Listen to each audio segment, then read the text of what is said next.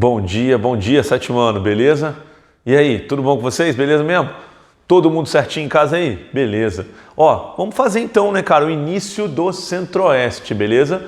Centro-Oeste que é o nosso último conjunto aí de conteúdos, né? É a última região do Brasil que está faltando aí para a gente poder fechar o conteúdo do sétimo ano, beleza? Então vamos começar aí o Centro-Oeste. Nós vamos gastar aí mais ou menos aí em torno de umas 8 aulas para o Centro-Oeste, que é a média que a gente está fazendo aí, né? Para as outras regiões do Brasil, beleza? Vamos começar essa matéria nova. Matéria tranquila, vocês vão tirar de letra, beleza? Vamos começar mostrando a localização e falando um pouquinho de demografia, tá? Daqui a pouco eu vou falar também de características naturais, né? O livro começa com as características naturais, mas eu resolvi colocar isso daqui para a gente já ir poder introduzindo o assunto para vocês, tá? Tá aqui o mapinha da região Centro-Oeste do Brasil. Aí vem aquela pergunta, professor, são 3 ou são 4 estados? Essa é uma pergunta. Vamos lá, Mato Grosso, um estado, Mato Grosso do Sul, outro estado, e Goiás, outro estado. 3 estados, mas nós temos aqui o que chamamos de Distrito Federal, né? Que não é um estado, né, do ponto de vista oficial, mas na prática é mais ou menos como se fosse, tá? Porque o DF, ele tem um governador, ele tem uma autonomia aí como se fosse um estado, né? E ele abriga a capital federal, a capital do Brasil, que é Brasília, tá? Então, a gente fala assim, são 3 estados mais o Distrito Federal, tá? A gente não pode esquecer do DF, a gente tem que lembrar dele, tá? Então, quando a gente fala dos estados que formam a região Centro-Oeste, nós falamos assim, são 3 estados, Mato Grosso do Sul e Goiás, mais o Distrito Federal, tranquilo? Vamos falar as capitais aqui, vai. Capital de Mato Grosso, Cuiabá. Capital de Mato Grosso do Sul, Campo Grande. Capital de Goiás, Goiânia, beleza? Brasília é a capital do DF e, claro, do Brasil também, tranquilo? Cara, é uma região grande, hein? Beleza? Ela é maior do que a região sul, ela é maior do que a região sudeste e até do que o nordeste. Então só vai perder para o norte do Brasil, que é gigante, beleza? Tranquilo. Fala de população um pouquinho. População. Essa aqui é a população dos 3 estados mais o DF, né? Beleza? Essa é uma informação do ano passado, beleza? Mas está atualizada. Mato Grosso, 3.500.000 habitantes. Mato Grosso do Sul, 2.700.000 habitantes. Goiás, um pouquinho mais, né? Com 6.800.000. E o DF com 3 milhões de habitantes. Reparem, não é muita gente, viu? Não é muita gente. Se você pegar, quer ver? Ó, pega o nosso estado, pega o Espírito Santo como referência.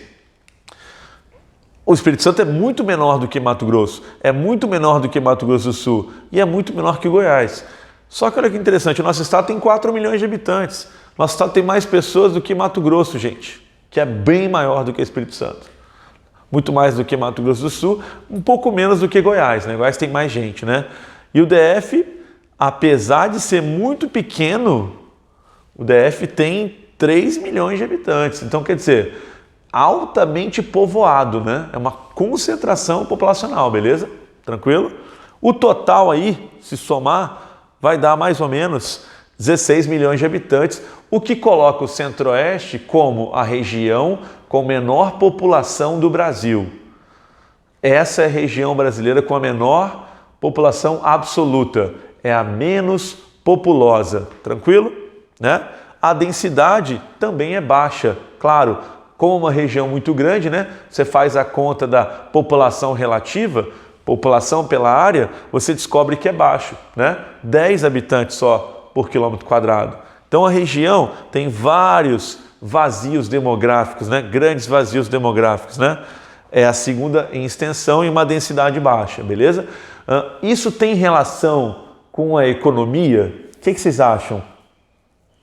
Vocês acham que o fato da região Centro-Oeste, ter uma densidade demográfica mais baixa, um total de habitantes mais baixo, tem a ver com alguma atividade econômica que é praticada ali? Claro que tem. Nós vamos falar dela daqui a pouco, vamos falar de economia. a questão da agropecuária. É uma região muito concentrada em agropecuária. Portanto, a agropecuária não tem uma grande quantidade e densidade populacional, beleza? Então isso influencia. Deixa eu fazer uma pergunta para vocês aqui. Região Centro-Oeste é muito populosa ou pouco populosa? Pouco populosa. Por quê? Por que é pouco populosa? Porque o total de habitantes, a população absoluta é baixa. Tranquilo? Outra pergunta. A região Centro-Oeste é muito povoada ou pouco povoada? A resposta é pouco povoada, claro, porque tem uma densidade demográfica baixa, uma população relativa baixa, tranquilo? Então ela é pouco populosa, pouco povoada, tranquilo? Clima. Chegamos aqui em características naturais, beleza? E aí vamos fazer aquele roteiro que a gente já sabe, que a gente já está acostumado. Nós vamos estudar o clima, a vegetação, o relevo e a hidrografia da região Centro-Oeste, em detalhes, beleza? Vamos começar com o clima. Está aqui o mapa de clima, beleza? Bom, nós temos então, olhando o mapa, já percebemos 4 tipos climáticos. 4 tipos climáticos. Esse de vermelho é qual, turma? O de vermelho é o clima equatorial. Esse aqui, de um amarelo um pouco mais escuro, é o clima tropical, beleza? Tropical. Esse de marronzinho aqui, ó, é o tropical de altitude e tem um pedacinho de subtropical. Bem pequeno, né? Bem pequeno. Se eu perguntar para vocês qual o clima predominante, o que você vai me responder? A resposta é o tropical. Ah, professor, tem um pedaço de equatorial que é grande. Concordo, mas o clima tropical predomina. É o que tem mais atuação aqui, tá? E agora nós vamos ver um pouquinho sobre as características de cada um desses climas, tá? O clima tropical é o predominante, né? E o tropical aqui não é bem o tropical litorâneo, né? O tropical úmido que a gente conhece, né? Por exemplo, Vitória e tal, na região litorânea do Brasil, tem um clima tropical úmido, né? Litorâneo, onde as chuvas são comuns, são frequentes, né? Aqui não é bem assim, tá? Então eu tenho verões quentes e chuvosos. Então, no verão chove no clima tropical, essa área aqui tem bastante chuva no verão, mas os invernos são mais frios e secos, beleza? Então, há uma estação mais chuvosa e uma estação mais seca. Aí você fala, aqui no nosso clima tropical úmido é a mesma coisa. Só que é mais seco lá, quando fica no inverno, tranquilo? Do que aqui. Aqui, mesmo no inverno, chove com alguma frequência, não é...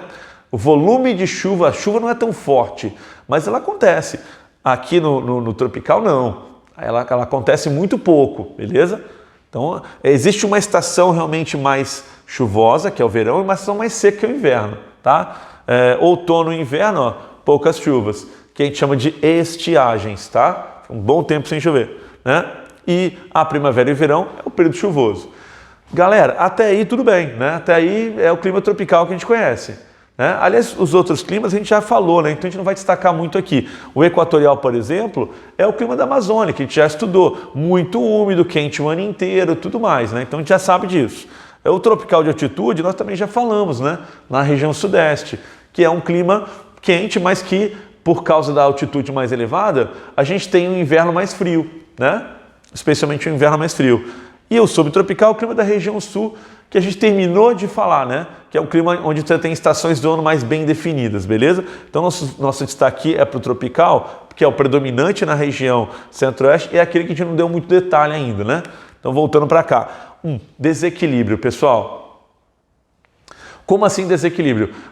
É o seguinte, nós já vimos isso. A gente está destruindo grandes áreas de floresta no Brasil, né?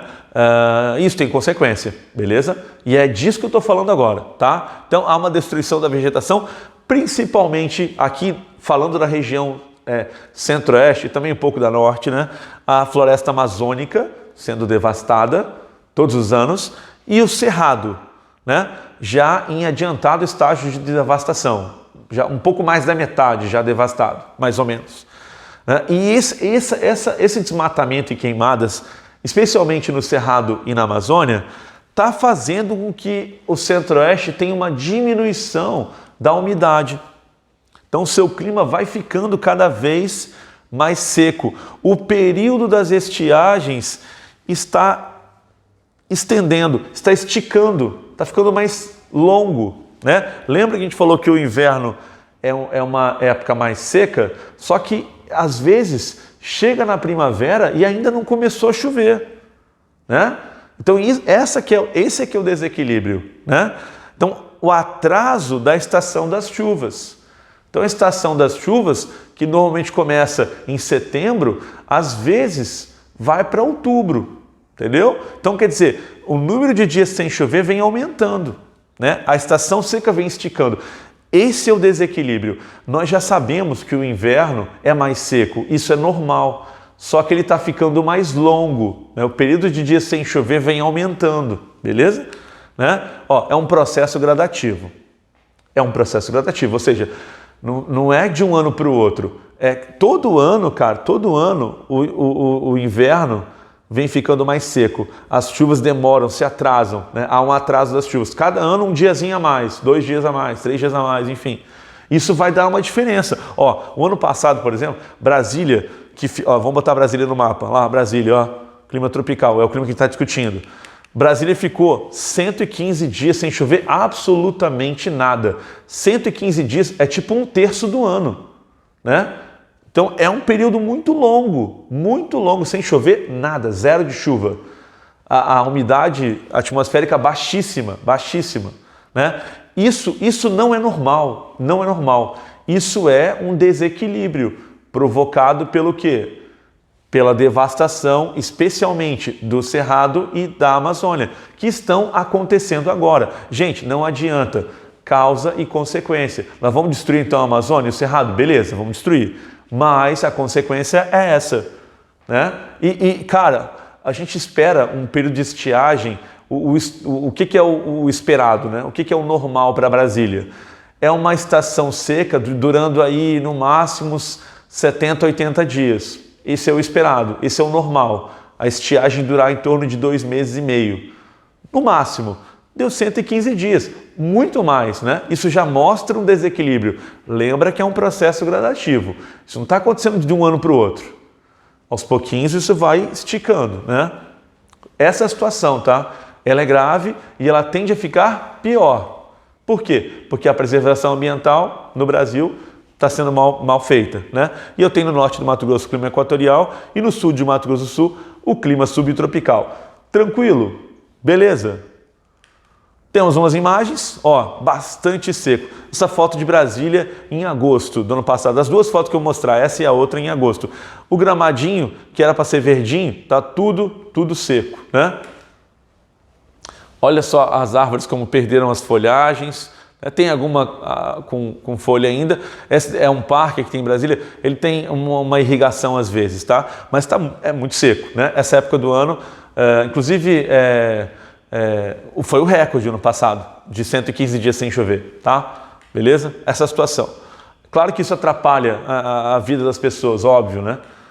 Vamos lá, vegetação. Vou deixar vegetação para a aula que vem, tranquilo? Então, na aula que vem, nós vamos trabalhar as características naturais, a vegetação do Centro-Oeste. Beleza, turma? Então, galerinha, fechando a aula aqui, tá? Valeu? Abração para vocês, tudo de bom, até a próxima.